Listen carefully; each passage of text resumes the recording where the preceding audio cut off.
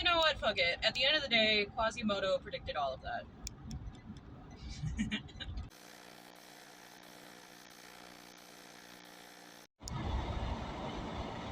What's happenings? Sopranos.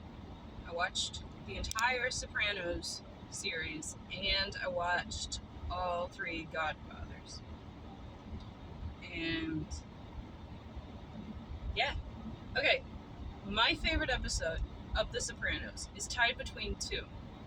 There's one which I think is everybody's most favorite episode, which is where Tony kills the rat in like this first season.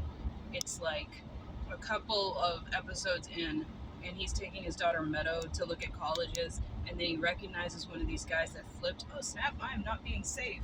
And I don't want to go out like Christopher Moltisanti. Okay. That episode was apparently so dynamic for people, the contrast between, the juggling double lives and whatever, that it made people want more of it, and it broke ground for shows like Breaking Bad and Weeds and other things like that. I need to talk about Weeds. I'm not going to be like that. I'm going to stay focused. But yeah, that one was so well done. My other favorite would be the one with Christopher and Polly in the snow. It's got all my favorite people in it. It's got Junior and Bobby walking in dressed like a hunter, looking like he's wearing his like grandpa's jams. It's so freaking funny.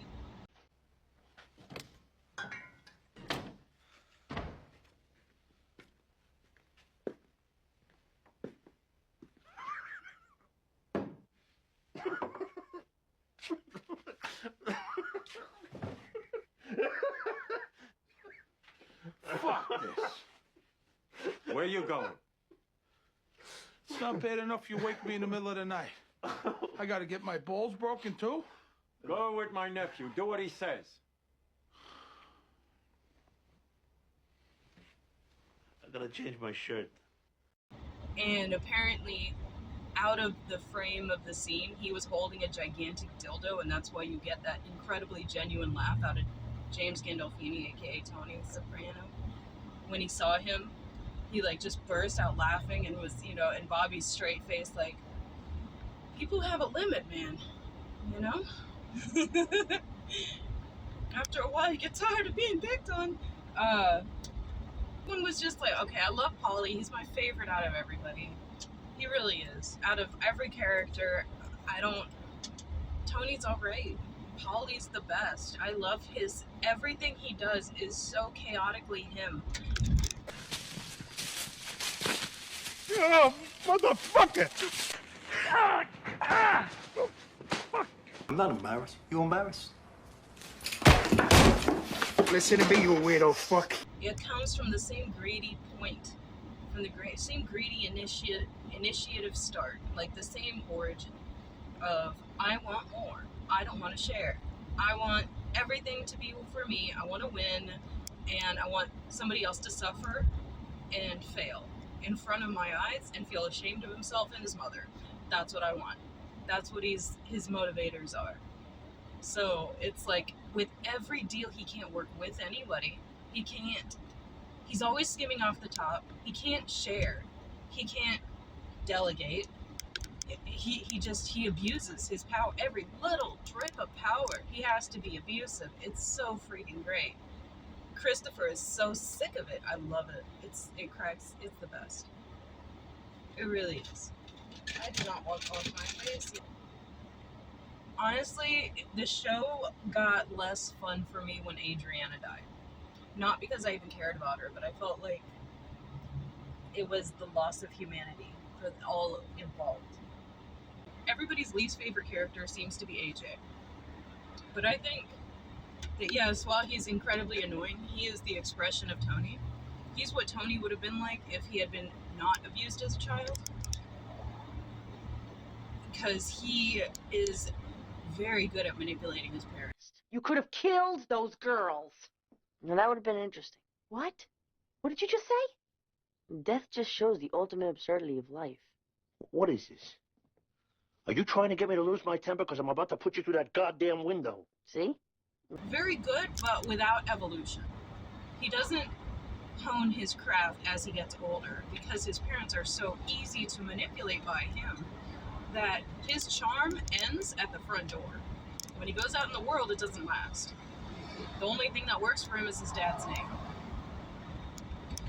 And he's just as much of a little sociopath as his father is, just for two very different reasons. Like, him being coddled and spoiled was easily as handicapping to his character, his personality, his ability to translate his life into the world, as his father's parents' abuse. As Tony's parents' abuse of Tony. Oh my gosh. I'm saying that Tony's mean-ass parents gave him just as many problems in the world that Tony gave his son, from going on the opposite side of things, from letting his wife manage things and baby his son. I work hard all day to pay for this 6,000 square foot house, big screen TVs, food on the table, video games, all kinds of scooters and bicycles, Columbia University, and for what? To come home to this? Sucks to be you. And it's interesting that the person that wrote this, David Chase, wrote it in a way that you can see why these characters were treated the way they were. Why Meadow was almost treated like she was supposed to be an adult. With kind of maybe the mom got jealous of Tony's attention of the daughter vibe. Maybe she was harder on Meadow than she was on little Anthony. And how often does that happen in a family? The youngest son is always the most spoiled brat. Never date a little brother.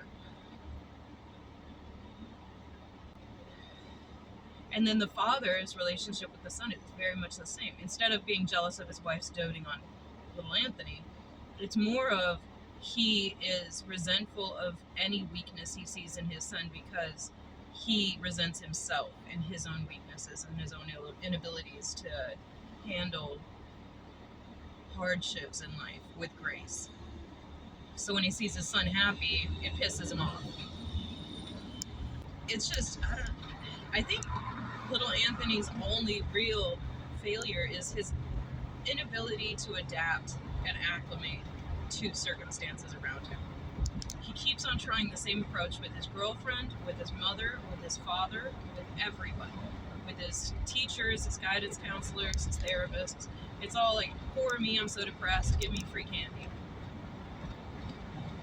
Whereas Meadow has gotten very good at manipulation. She manipulated her boyfriend into tolerating her screaming at him, stomping out of the room, and dismissing his sexual assault allegations that he made on his boss, who was also a made guy. So he was scared of standing up for himself while his boss was sexually harassing him at work, and he was afraid that he might get murdered.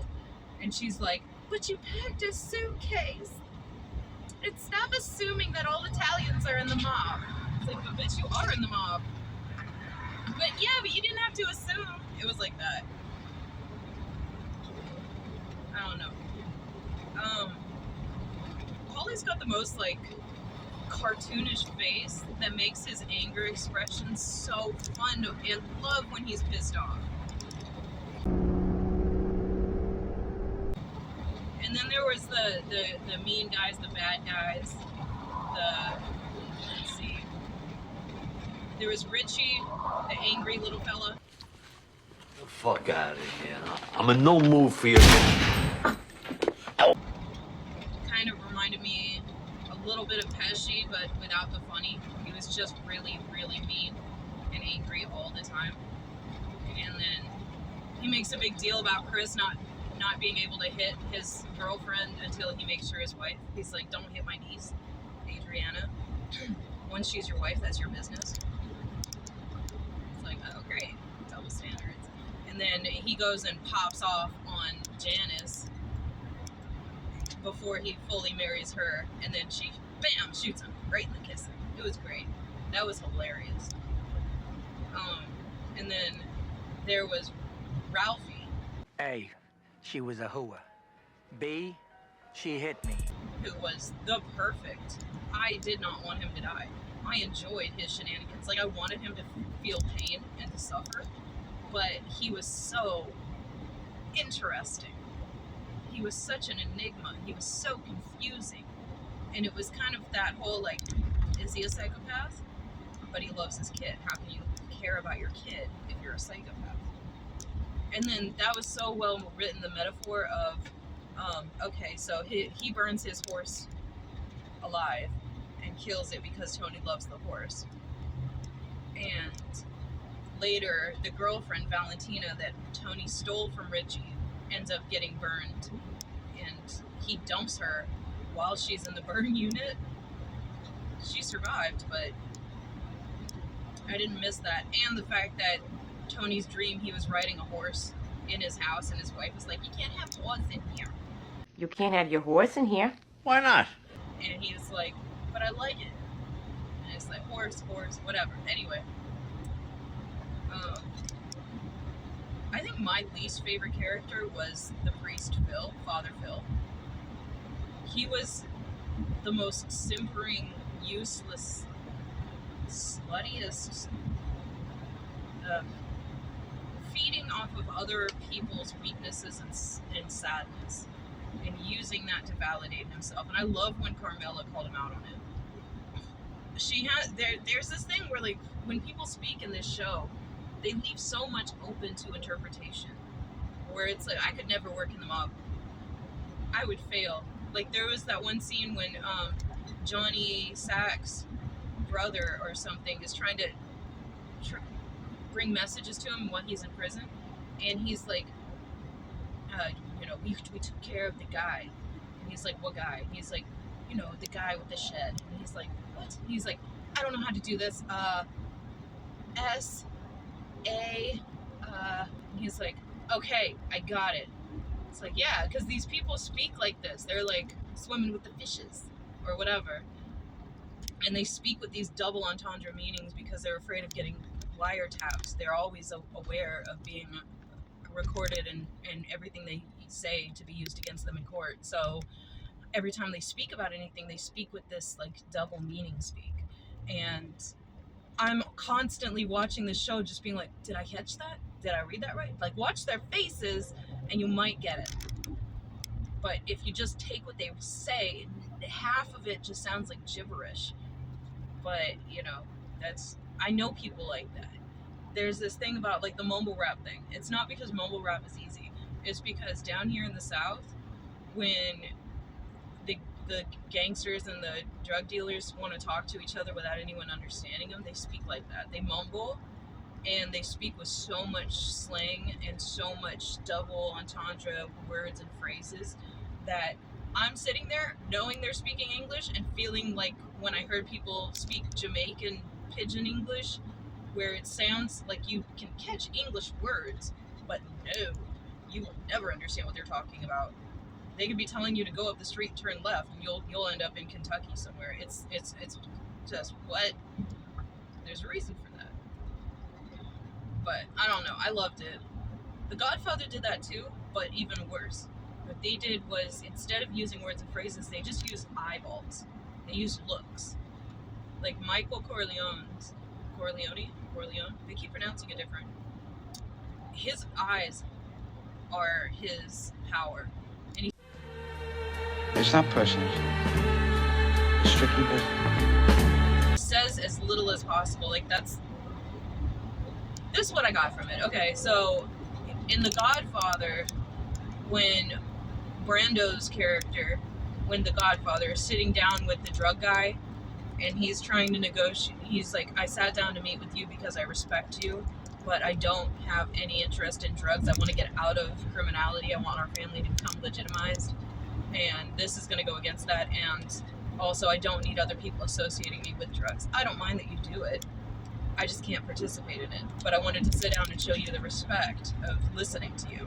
And everything's going great. The no means no. That's the end of it. And then his stupid freaking kid, Sonny, opens his yap.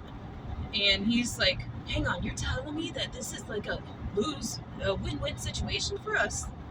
Oh, are you telling me that the Talia's guarantee our investment? And then Brando's like, shut the fuck up. Because that got his dad killed. That tiny he didn't even have to say that. If all he said was really, or if all he said was wow, or if he showed anything of interest, that would tell the guy exactly what he learned, which is, if I get rid of the father, the son is going to take his place, and the son might be more susceptible to what I want. He seems like he's more reasonable. So, problem solved. It's business. And that's why Brando like turned on his son, because he knew what just happened. And that's exactly what happened. He got shot at and eventually died. I don't know if it was because of the shots, but it couldn't have helped. And the reason for that was, you know, his hot-headed freaking loudmouth son. But then Michael has he's got this, like Louis the 14th was known for this. I saw somebody talking about that. Louis the 14th was known to never tell his advisors what he thought about what they told him. He would just simply say like, you know, I'll see about that, or, you know, I'll have to check in on that. He would never like say like, oh, that's interesting, you know, what we should do is this. He would say nothing, so that nobody knew what he was thinking, and everybody had to like sit there and second guess everything and try to figure out what he was going to do. So it made them not know how to present anything that they wanted to tell him. They had to like really think things through.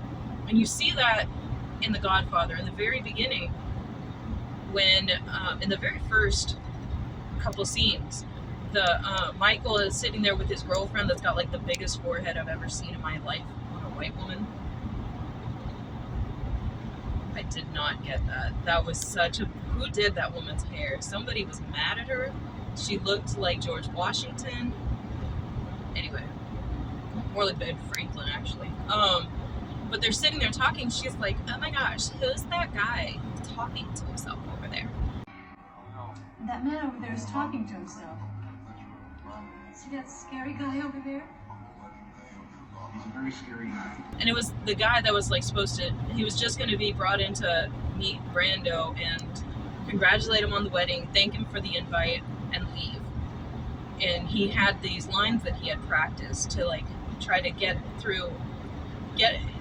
convey everything he wanted to convey: his appreciation, his adoration, his friendship, his gratitude, and his respect. He wanted all of that to be conveyed in the fewest words possible. So he's sitting there practicing this phrase these series of sentences that he has come up with. And, you know, may your first grandchild from your daughter be a masculine child, and things like that. Like just all the things. And he's sitting there repeating these phrases over and over and over again, talking to himself. And then he gets invited in, and then he kind of messes it up, but Brando's patient with him, and he gets through it, and everything's great. And he leaves when he's supposed to leave. It made me root for him. I was like, yeah. And then, so like when Michael Corleone is dealing with people, he never says anything. He usually just keeps his mouth shut, and you can only tell by his eyes what he wants you to see. So when he wants somebody to take a hit out on somebody else, like his brother, all he does is like he's hugging his brother, and he's not making eye contact with his brother. He's just, for public whatever, at his mother's funeral, he's showing everybody that he's forgiven his brother and everything's fine. And while he's doing that, he looks up at his killer guy, and he just gives him this look, and the killer guy and looks away, and then he got it. And that's what happens. He kills his brother.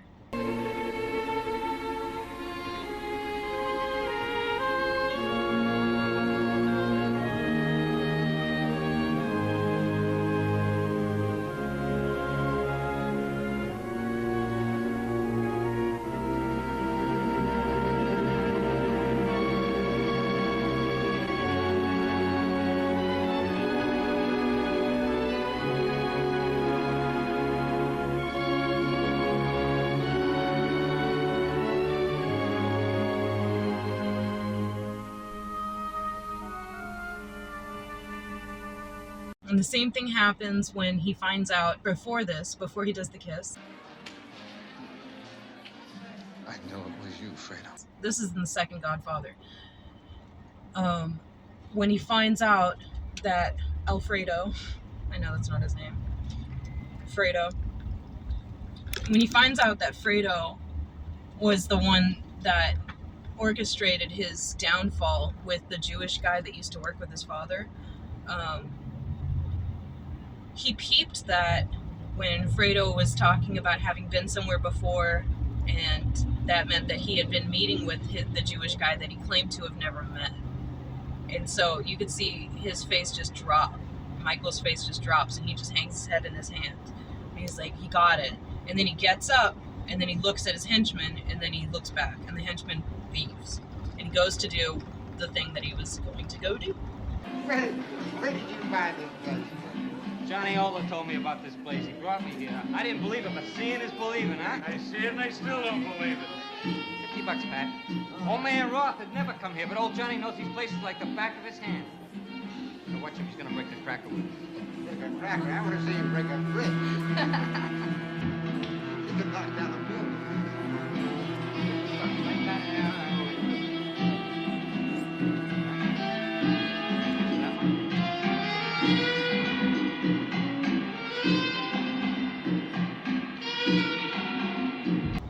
And it was all conveyed with just a glance.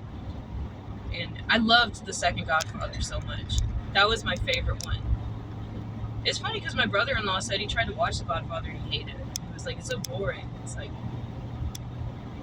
maybe because I came off of watching the Sopranos and it taught me to be patient with the writers and the plots and the characters, and to know that it doesn't matter if what you're watching goes anywhere, because you're here as a voyeur.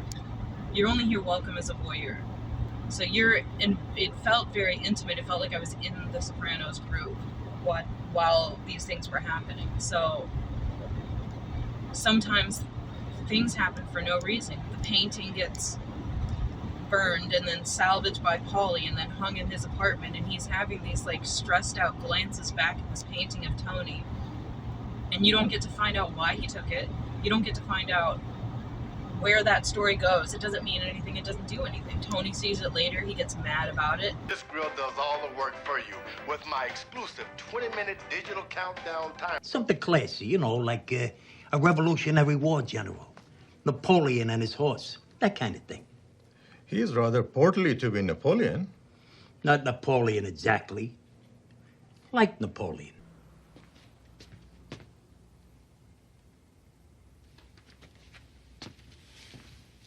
You know what it does to me? To be reminded of that fucking horse? I'm sorry, T. But you never come here no more. I didn't figure it'd be a problem. Something that catches more of what you're really all about. A goddamn lawn jockey? That's not a lawn jockey. That's a general. And that's it. It's the end of it. But it gives you a peek into the mind of the person without giving you the full story. So it lets you break things down in your own way.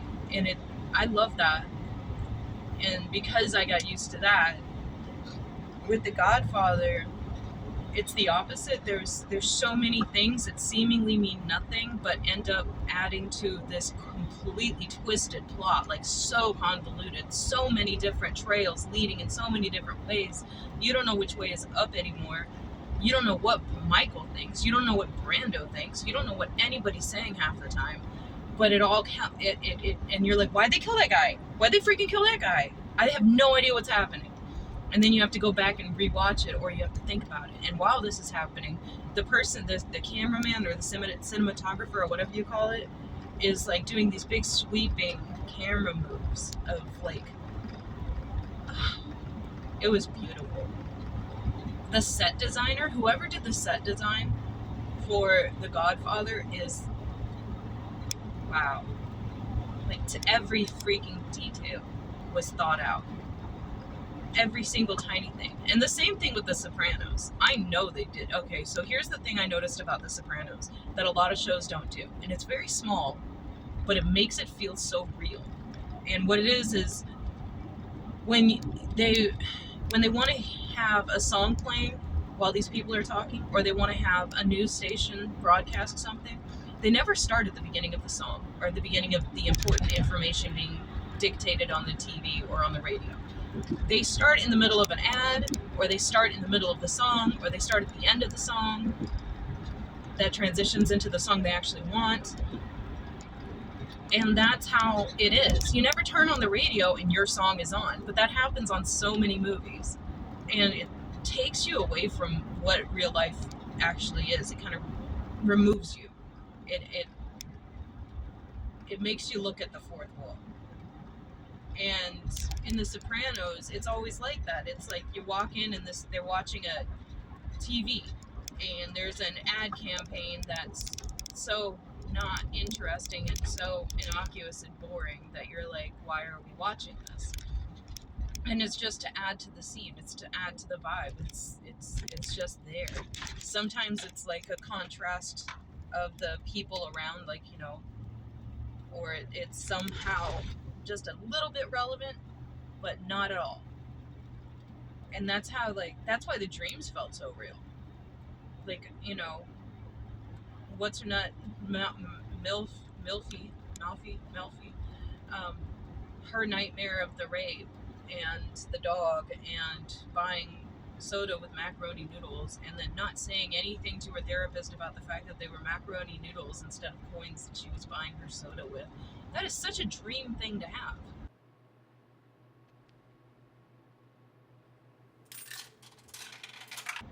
That was like so great. There's so many things like that. And that's, and the dreams, like half of the stuff you see in them means nothing. It means absolutely, and that's the point. And it's like you're gonna sit there and you're gonna try to figure out what they mean, or, you know, you're gonna guess at it. There's only one person on the entire show that really figured out and interpreted their own dream, and that was the most punchable face on the entire show. Wasn't it? Dang it, I can't remember his name. It starts with a C. Carmine? Carmine. He's the guy that always says the wrong thing. He's like, you know, they saw Christopher Moltisante's movie, and somebody, a little girl, she's like, oh, you know what I noticed? I loved that they had the saint next to that weird, creepy keychain. He's like, yes, the sacred and the propane. Very smart. Stuff like that. He always misspeaks. I feel like that's deliberate. Dad, that was neat at the end. The creepy figurine and the crucifix. I'm glad you caught that, Alexandra. Very observant. The sacred and the propane. And I feel like he was the most intelligent person. Emotionally intelligent, for sure. Of anyone else in the entire series. And that's why he ended up with the best outcome out of everybody. He's the only life that actually succeeded. Or whatever. Like, you don't really know what happened to him. You don't know if he went and snitched. You don't, and turned tail and went into witness protection. You don't know if he just dipped out. Nobody knows what happened to him. But you can bet nobody had any real interest in killing him. He never involved himself enough in drama or anything like that to warrant a murder or a hit. But he manipulated circumstances around him to cause other people to fight. Like when he has the sit down with Tony and Johnny Sachs, and he's, for no reason at all, he's like, says something about Ralphie, you know, whatever happened there.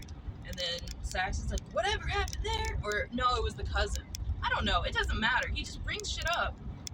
And it's like, how did you not think that that would be a bad idea? And it's like, maybe he did think it would be a bad idea. Maybe that's why he did it. And the one time you get a glimpse into maybe he knows what he's doing is when he's having a sit down or talking to Tony, and he describes his dream of his father wearing a paper crown hat for a birthday party, and some other shit happens, and he's like, you know, I figured it out, I know what it means. He's like, this is all a game, none of it's real, and there's no point in playing, the only winners are the ones who don't play, kind of thing. Like, it's not, there's no liberty or power to be gained by being the boss, so I don't want to be the boss.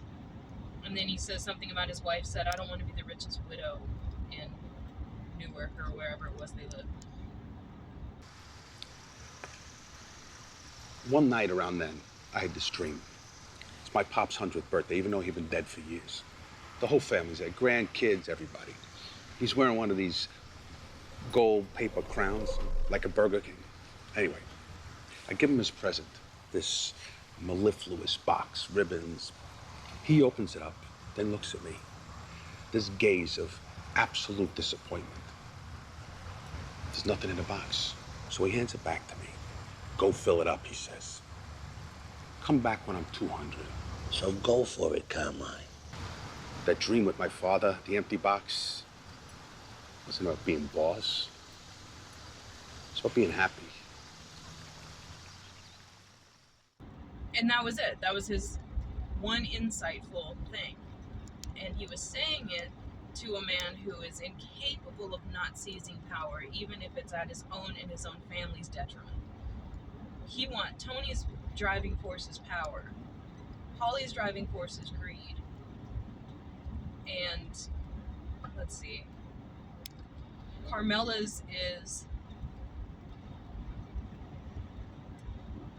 pride.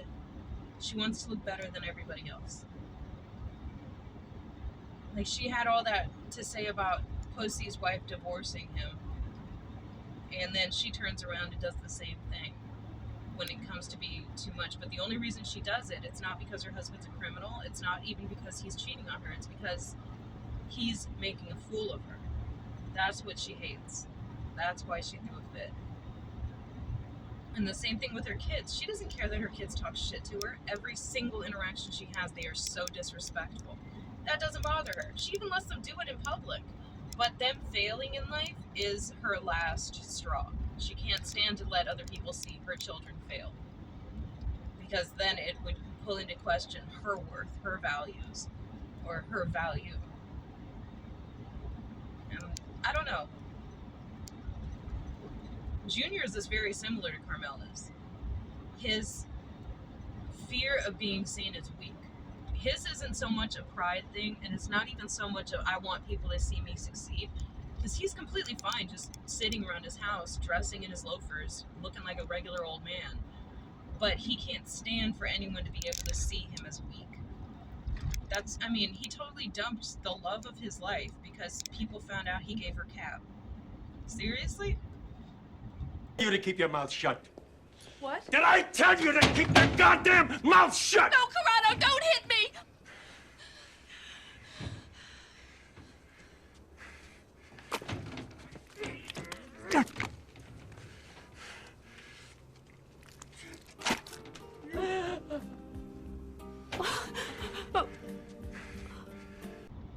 And he made it out like, oh, the second that they see that you do this, they're going to start questioning you.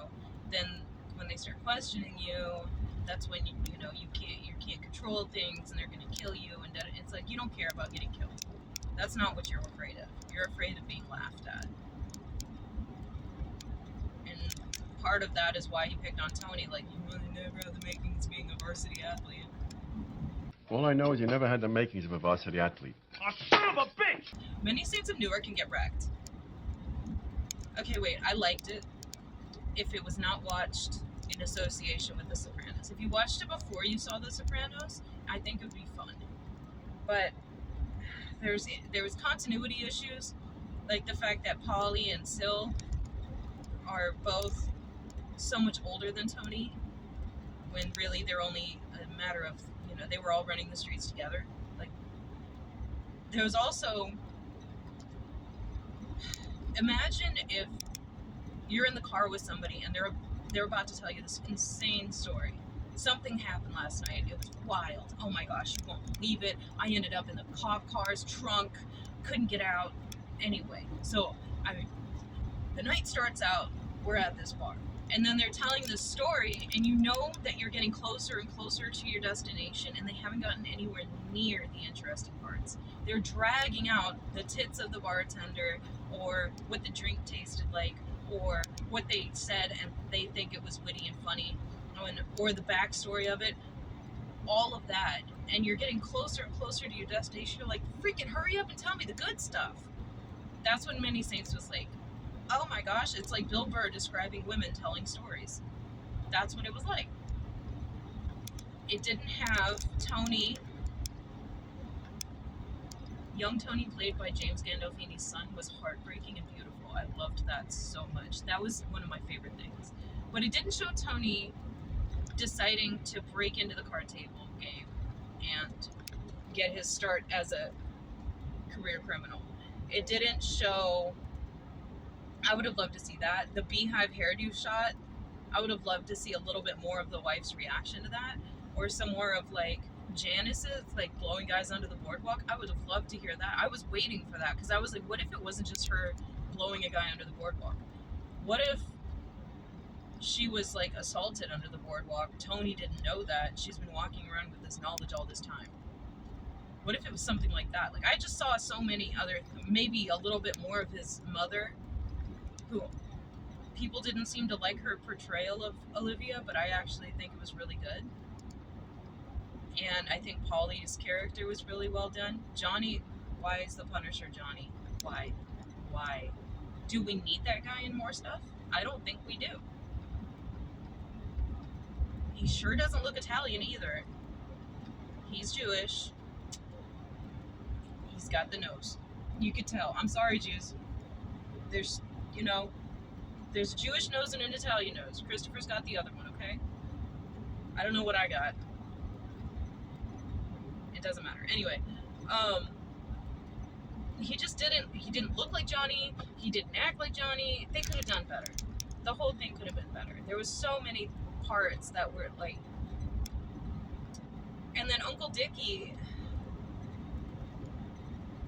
like, why? Oh, you know what I got excited about was when I saw that Junior was in Godfather 2 as Johnny Bosch or something like that. Johnny Bag, Johnny, I can't remember. Hyman Roth always makes money for his partners. That was exciting. I heard his voice and I knew. And he was young and he looked nothing like himself, which just speaks to the greatness of the actor. Same with Robert De Niro. It actually took me a sec. I knew he was in it. It's like, where is he? When's he gonna show up? And there he was, and I didn't catch it. I was watching him as an actor, just seeing a regular, it's like, oh, where'd they get this Italian from? And it's like, no, it's fucking De Niro over here with the mole and all that. Lasciati fare a me. I take everything. Io ho risetto tutte cose. E ho menzogne e non ne dico mai alla amici miei. I riuscì romani voiamoci a parlare con Fannucci. I was looking for the mole. Because that's like the only way I see nothing. Oh my gosh, it's so good.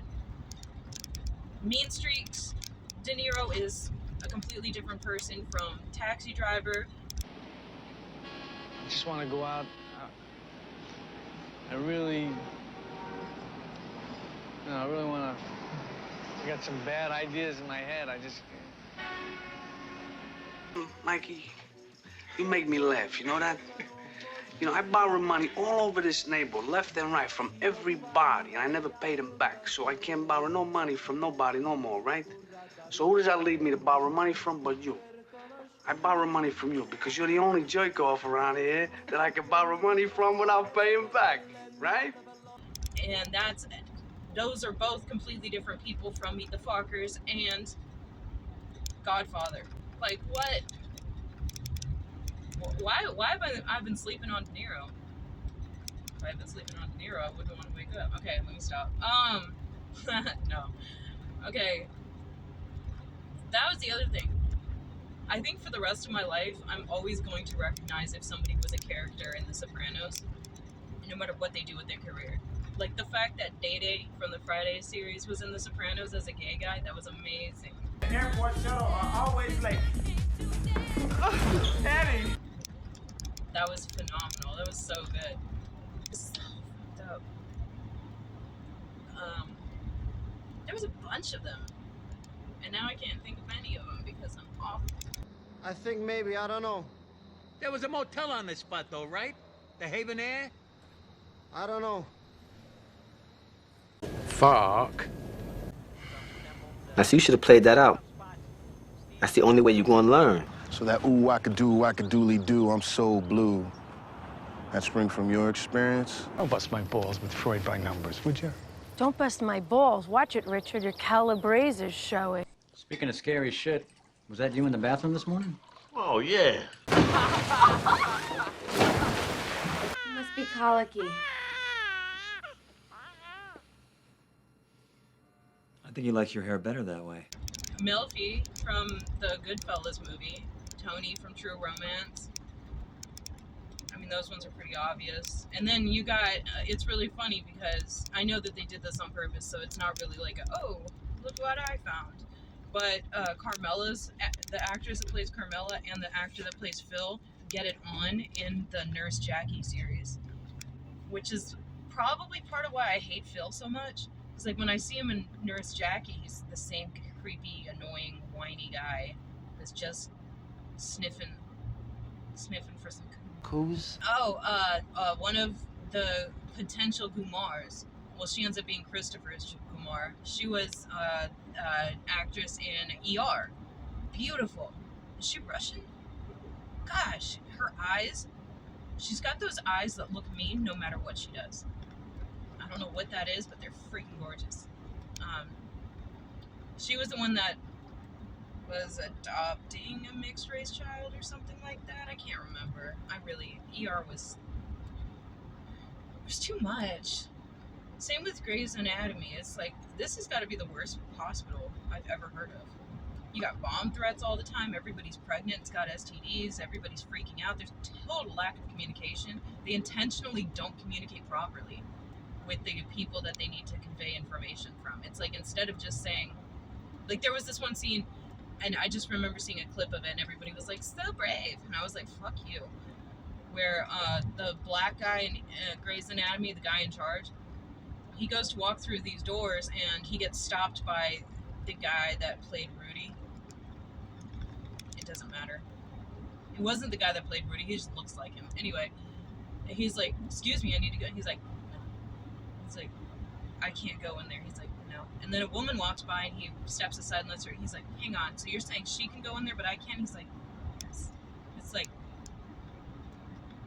turns out there was a sexual assault survivor that was afraid of men, and they were blocking off the corridor and standing in solidarity, a row of women, nurses, and doctors saluting this woman's bravery and all of that other noise.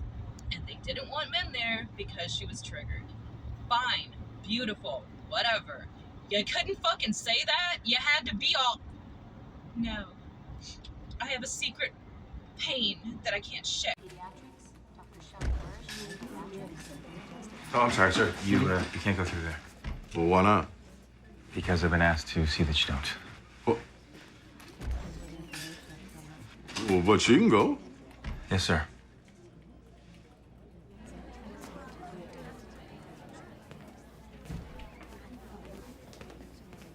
Dr. Karev asked us to all stand here. Do we know why? Just that a patient needs us. She needs all of us. Okay. Fuck you. That was not the same thing as what The Sopranos did. The Sopranos would intentionally say a bunch of random shit that didn't even sound like it made sense. Some of the jokes weren't even nearly funny. All of that stuff. A 95-pound mole on the ass. Like, they went over that joke so many times to try to explain why it was funny. Nobody could explain it because it wasn't. It was just a bunch of drunk guys laughing at anything. I don't know. That was like, there were so many episodes in The Sopranos where nothing happened, or it felt like nothing happened. There was just a lot of talking, a lot of everyday life, a lot of like, oh, Tony got a ticket and he ruined a cop's life. And then he almost fixed it, but he changed his mind. Because the guy wouldn't take money from him. Or there's a asbestos scene. Or, oh my gosh, least favorite episode, the FBI sitting there and trying to bug Anthony's house. Okay, I know it's a lot of work. There's a reason I never watched The Wire. Maybe I should. There's so many tiny, like, so many huge actors, or decent actors, or okay actors, or just fun actors, that are in these pointless parts where you can't tell who they are. And it's like, I loved it. I loved that. Adriana was in Sons of Anarchy. She kind of played the kind of person that Adriana would have become, to be frank. She was the mom, the baby mama or something. I liked her. She aged great. Beautiful woman.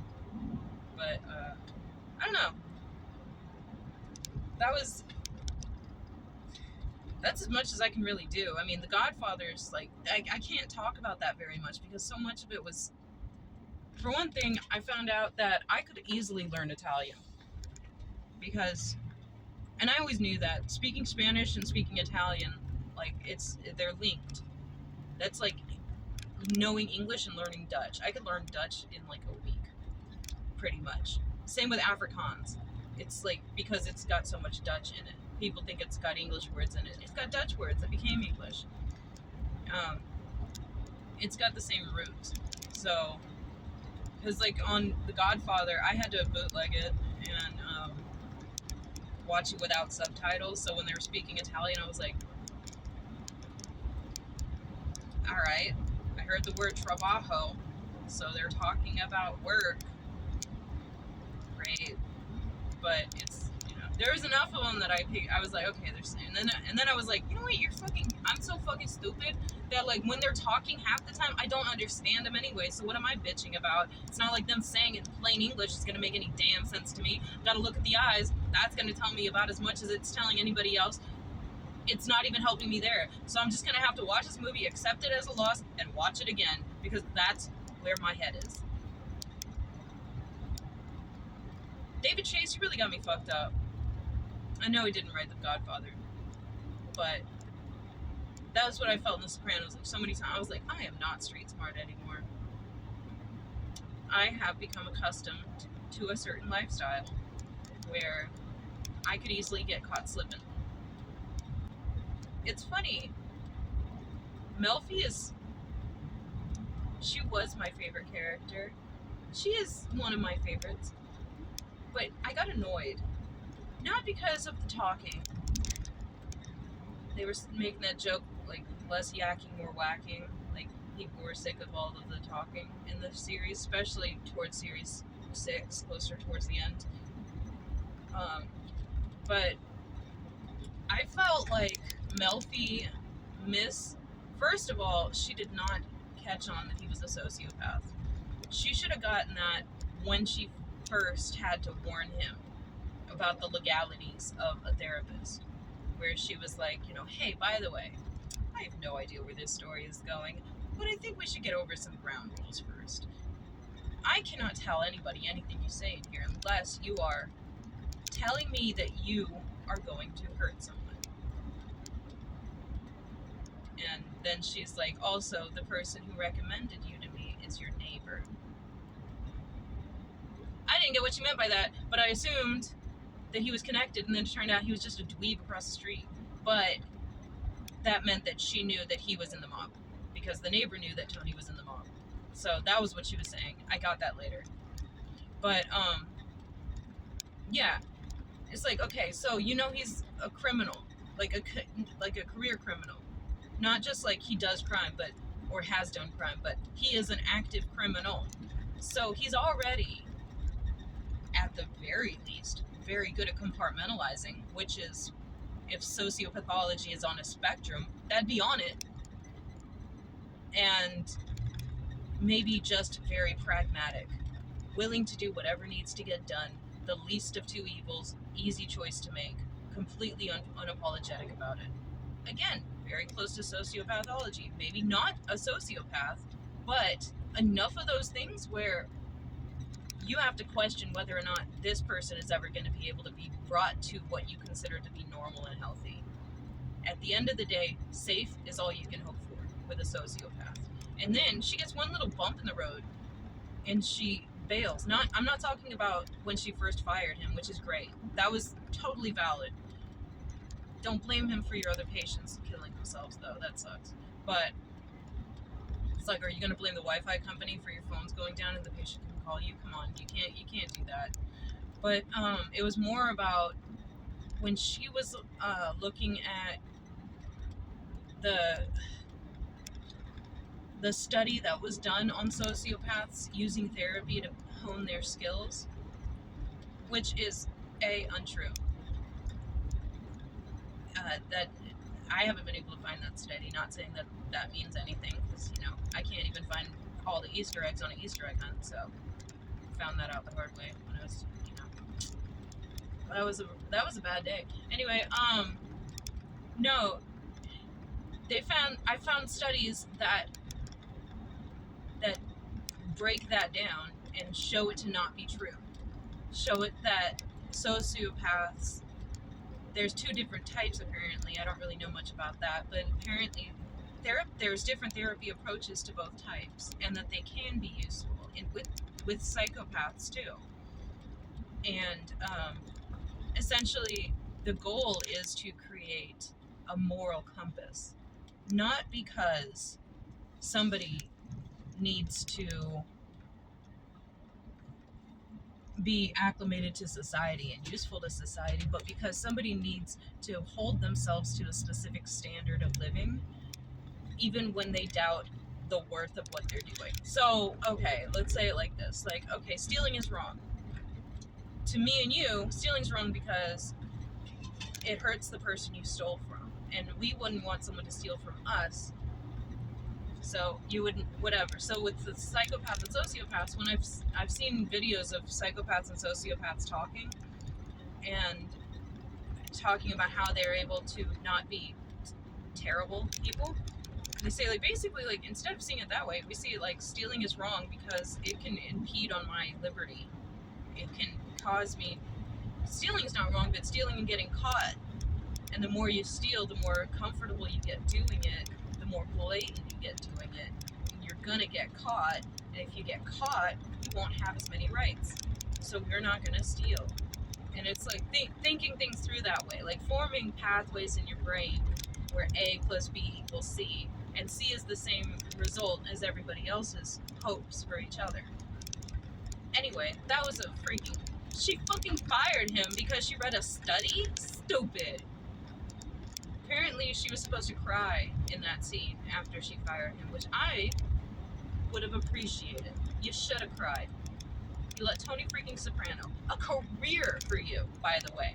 The second that he got shot, write a freaking book. Not even a book about him. A book about how to handle people like him. You could do all of this without betraying client confidentiality. But she could have been so helpful, and she just let him walk out the door because he tore out a page, and she didn't even approach it the way she would approach a psychopath or sociopath. She didn't say, like, hey, if you tear out a page in the magazine, that's going to make me not produce magazines for you to read in the waiting room. So you shouldn't do that because you're going to not have what you want. Does that sound fair to you? Does that sound good to you? Does that sound like something? So maybe we should stop this pattern before it starts. Instead, she's like, what if somebody wanted to read that? You just decided he's a sociopath. Why the fuck would he give a shit about whether somebody else wants to read that? Other people don't matter. Anyway, I learned a lot. That was fun. I'm not better. I mean, I can't therapize anybody. I'm not even a good, healthy person now, so it is what it is. But, that was just, I don't know. When she was reading it, it was flashing on the words on the page, which was really fun for me, because that's how I read. Just skipping around. But, it went through, like, a seeming, adoration of babies and animals, or things like that, where it's like a possessive love they have for animals and babies, and they seem to have emotion, but it's not. It's not because they have empathy for those creatures. It's more like, that's my favorite toy. I don't know. There's a lot of that. The same thing with Tony sitting there and being like, Ralph was gonna kill a pregnant lady? Like, how dare he? And then he's like, oh, you can kill Adriana. I was just gonna bang her, but I didn't. You can kill her now. Where was your... Okay. I don't know.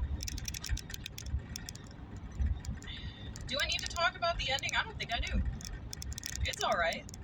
I liked it. I mean, I hated it. And then I was like, yeah, that was... There's so many things that happened in The Sopranos that were unexpected. Why wouldn't they follow through with that? They're building up and building up and building up, and it's over. And that's what happened so many times in the series. There were so many times where somebody is consistently, like, adding on to this thought, and it leads to nowhere. Like Polly and the painting. I'm gonna keep coming back to stupid stuff like that because I can't remember everything I want to talk about, you know. Par for the course. So I don't know, with the end, the guy in the members only jacket going to the bathroom like Michael Corleone went to the bathroom to buy or to get the gun to shoot those guys.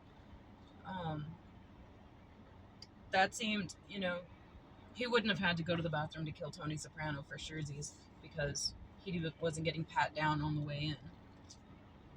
Why is oh, it's lunchtime. I'm so impatient and I get so much social anxiety when I know people are waiting behind me and they're looking at me and being like, bitch, you could have gone. And I'm like, I always am afraid that I'm going to miscalculate the speed of another car. Like, I'm so, I question myself so heavily. Can I please go? You know what I found out is that I'm driving the same exact year and model of truck that Tony Soprano drove, except his was a Suburban and mine's a Yukon XL, but everything else is the same, and I've got the same back seat that pops out. I didn't know that until Tony like went to check for, he had a bunch of money hidden back there, and then he had the airline tickets hidden back there, and so he goes over and he pops the seat up and he grabs two of them and shoves them in his mom's face, and I was like, maybe that's what that lever does. And then I did, and I was like, I can hide candy, because that's I don't like sharing my candy. These kids will eat all of the candy that I have, and it's not fair. But anyway, all right, that's enough. I gotta go look up a house because I need to move.